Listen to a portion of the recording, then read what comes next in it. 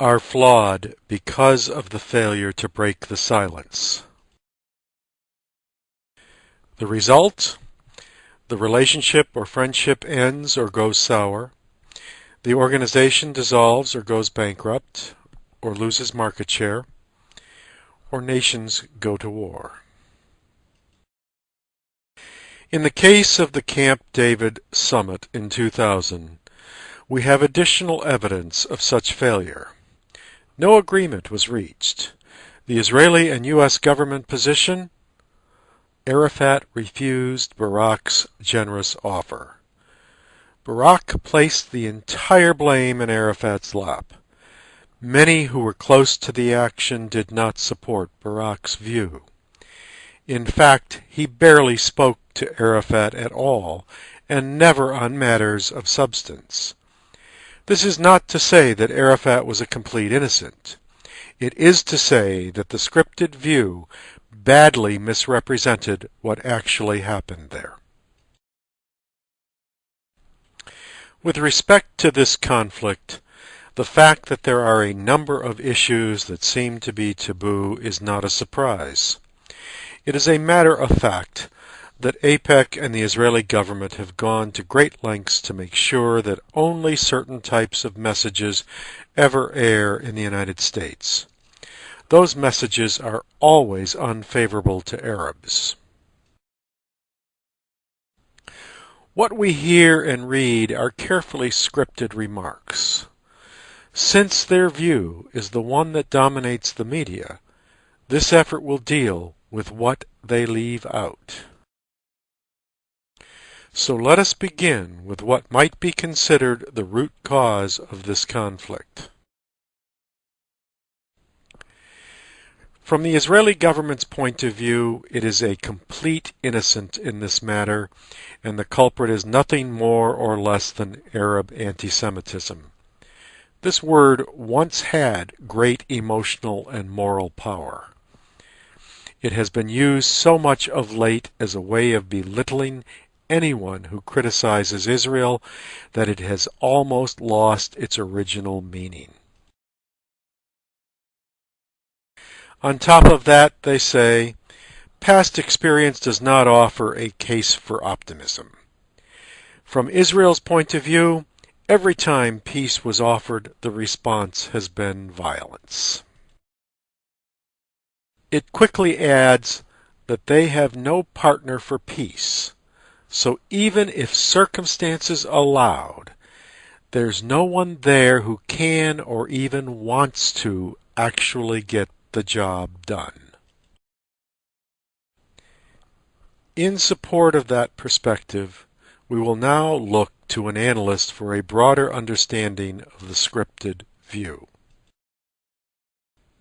We go now to Melanie Phillips, who both in an article for the Jewish Chronicle and in her presentation at an Intelligence Squared debate in the UK identified what she felt the problem was. In order to understand the following slides, recognize that we are talking about the British Mandate. This is the area completely in blue on the map. Melanie is quick to point out that two states were provided for in 1920 when Churchill split the land that had already, in her mind, been assigned to the Jews and gave 3/4 of that land to the Arabs to create Transjordan. She, and Netanyahu concurs, felt that this was nothing less than a betrayal of what had been promised the Jews. She continues to say that the Jews accepted this because it had been ordained by the world community that they should be closely settled in the remainder of the British Mandate. This is highlighted here. But, she notes, the Arabs rejected this. In fact, they not only rejected it, they turned to violence as a response with the intent of destroying the Jewish state.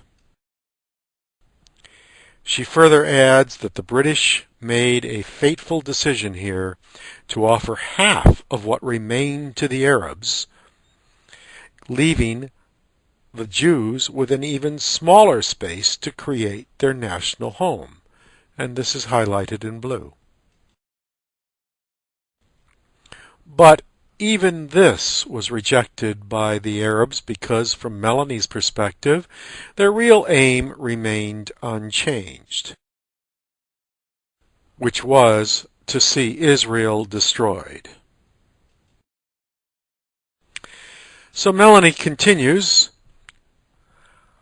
I have a revolutionary suggestion to break the Middle East logjam, she says. For her, then, the way to approach this logjam is for Israel to stop going along with diplomatic fictions and to start telling some home truths.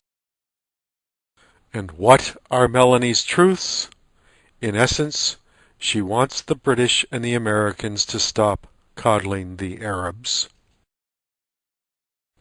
by rewarding them for their aggression, because in so doing they are unwittingly offering incentives for the terror to continue.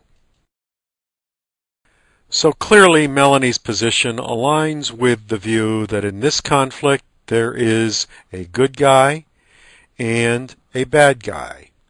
Israel is the good guy, and the Arabs are the polar opposite. She echoes the scripted view in significant ways, but in so doing offers a view of history that Avi Shlaim, an Oxford University professor and authority on the subject, noted was so far from what he understood of the history of the conflict to be that the differences in understanding could not be bridged. So from your perspective, here's a simple way to think about Melanie's analysis. Does she show evidence of being able to accurately reflect the Palestinian perspective? Remember that our first goal was to enter into the mindset of the other. To what degree has she done this? I have outlined 3 options. Would you give her a 1? That is, she has nailed their perspective. She got it right. Would you give her a 2? And that is that she's partially right? Or would you give her a 3? That she has not the foggiest idea what the Palestinian perspective is? Let us move on. Perhaps another viewpoint is relevant here. Now we will consider a participant's view, someone who was close to the action during a significant part of Israel's history. This person is none other than David Ben-Gurion, Israel's first prime minister. I will quote him. He said, "If I were an Arab leader, I would never make terms with Israel. That is natural. We have taken their country. Sure, God promised it to us, but what does that matter to them? Our God is not theirs. We come from Israel, it's true, but 2,000 years ago, and what is that to them?